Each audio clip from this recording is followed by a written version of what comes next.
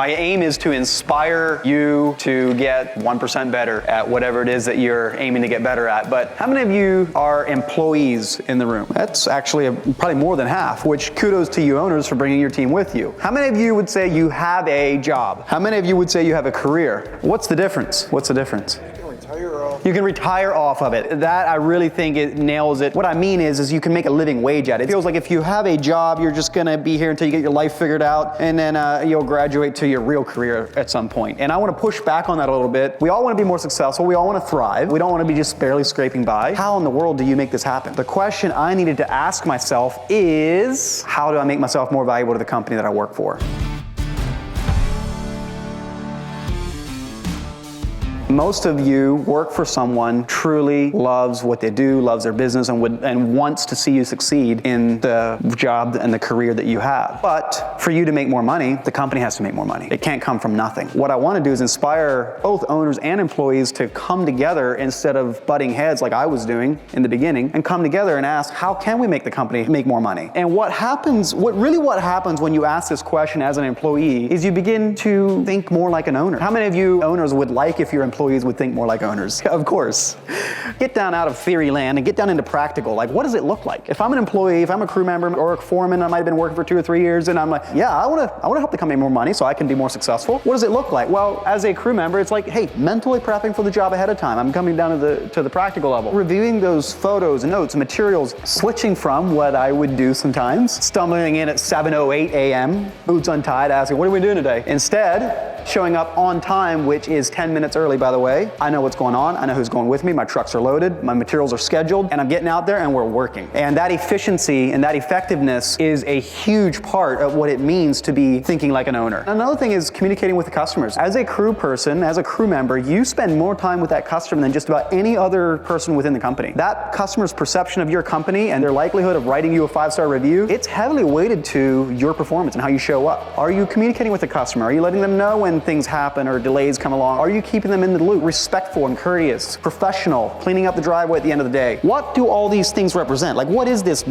big fat bullet list of all these different things? What is it? What does it require for you to be able to do that? What it is, it's information. So for you to think like an owner, as a crew member, you need information. Now, talking to owners in here, if that information is all stuck in your head, the only way for me as a crew member to come get it is to ask you and call you and blow up your phone. How many of you owners feel like your phone blows up all day from your crew? Do you think that may be slightly linked to the fact that all this information is in your head? So it is a two-way street. We both need to show up to this game. Coming back down to practical things, what's a good example of this? And one of the easiest ways that's a great example of this is a job folder. A job folder is essentially the act of having surgery, removing all the information that's out of your head and putting it into something that the crew can then take and run. They can be autonomous, they can make decisions, they have the information, and it fills them with meaning and purpose when they can take something and run instead of just feeling like they have to be babysat every step of the way. I just want to share with you, like, when I was running a crew for Tussie, this is the information that I wanted in my job folder. So if you're an owner, be like, okay, cool, like, yeah, let's do it. And probably many of you are already in some form or fashion in Google Drive or paper or whatever you're doing a job folder. And of course, SynkedUP has it all digitally, but I want to share with you what I wanted when I was running a job in the job folder. And the first thing was a copy of the job proposal. Why on earth does a foreman need to copy the job proposal? The reason I did is, first, I wanted to have a basic understanding of the scope of work. If the customer's asking me questions, I want to be able to, again, take pride in what I do, be competent, and have an answer. First thing I would do is I would look for the line items that were X'd out, that the customer had, say, nah, we're not going to do the lighting, or nah, we'll hold off on that landscape and we'll do it ourselves. When I was a foreman, that was the first thing I would go look for. Why? It was a perfect upsell opportunity. In my best year, I sold over 300 grand in upsells without going on a single consultation. I was not a salesperson. I was a foreman. Talk about adding value to the company you work for. Plus, that upsell work is extra profitable because you're already on site. Next is I wanted to know my estimated man hours. Who in here would go run a marathon where nobody tells you where the finish line is? Sure, I'm walking, but I don't know if I'm going to be walking for another 5 minutes or another 5 hours. I wanted to know the scope of work and how many hours that I have allocated to do the task. And I sometimes get pushback from owners when I present this slide because they're like, well, if I show them the hours, they're just going to milk the clock. If that is how you feel, ask yourself if you have a culture or a leadership problem, or ask yourself if you have the right people on your team. You may be right. That may be what's happening, but withholding the information is not the answer. The next thing was that when the salesperson was with the client,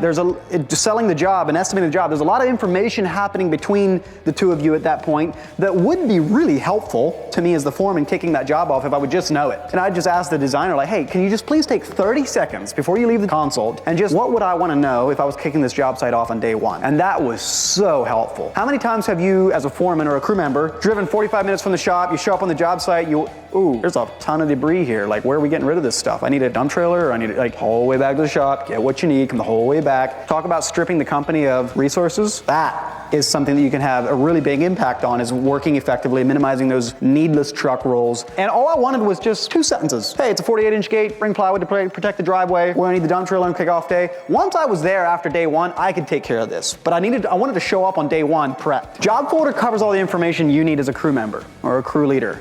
But what does the owner or the company need back from you? The company needs to know its numbers. And yeah, that's a cliche term, but really what it means is I need to know when I'm going right and when I'm going wrong. So I need to be documenting as a crew member my actual hours, my actual materials, my daily notes and my photos every day, so that everyone in the company knows when you are going right and when you're going wrong. And it's not to blame anybody. We're on the same team. How can we get better? When we screw up, what can we do the next time? Do we need more hours in the estimate? Can we be more efficient about the way we stage the job? We're all on the same team, pushing for the same direction to help the company be more successful. When that happens, we be more profitable, and the company has resources to grow and pay its people and provide careers instead of just jobs. Now, you can do all this manually with paper or napkins or spreadsheets or Google Drive or whatever you want to use. It doesn't really matter. I just hope that you are doing it in some form or fashion that works for you. But who in here has needed something that was in the paper job folder in the other truck, or you left it in the job trailer on site? We've definitely all been there. And that's ultimately why we built SynkedUP, to provide everything in digital, so that if the clients swap out materials, you update it, bam, it's live. You don't have out-of-date information on your paper. Everything that I'm sharing here today, or anyone else is sharing here today, is completely and utterly useless unless you do something with it. Execution is the only thing that matters. I want to challenge you, even if it's the tiniest little thing, what are you going to take home and do? Growth is painful, it is awkward, it is normal. Push through that brick wall. Everything I was talking about that's in that digital job folder, all of that is in SynkedUP. This is a screen recording of the SynkedUP mobile app, where I can see my schedule. I'm logged in as a foreman, by the way. I can clock into my job. I'm selecting what I'm working on for the day, and bingo, there's my timesheet. I get paid based on these hours if I'm an hourly employee. So now I'm clocked in. I can click on that and see the digital job folder with all the notes, all the estimated versus actual hours, all the materials. Everything that I covered in my slides is all in here digitally in the mobile app, which is an awesome thing for the crew. You can also see the pictures, the notes, anything that the salesperson put in there, the before photos. You can also share the job with, say you have a delivery truck driver that's trying to find your job site, bam, you just share it, one-click link, navigate straight to the job site. Super convenient. And when I go clock out, the app's like, hey, I know what you were working on today. Here's a list of the estimated materials. What did you actually use today? So again, we're logging actual hours and actual materials so that we can compare in real time and see where we're going wrong and where we're going right. And I can communicate back to the back office or to the owner. I can send internal notes back, and I can send updates to the clients right from the app. And when I am done there, I just hit finish, done. That's my daily process. Clock in, access to all the digital job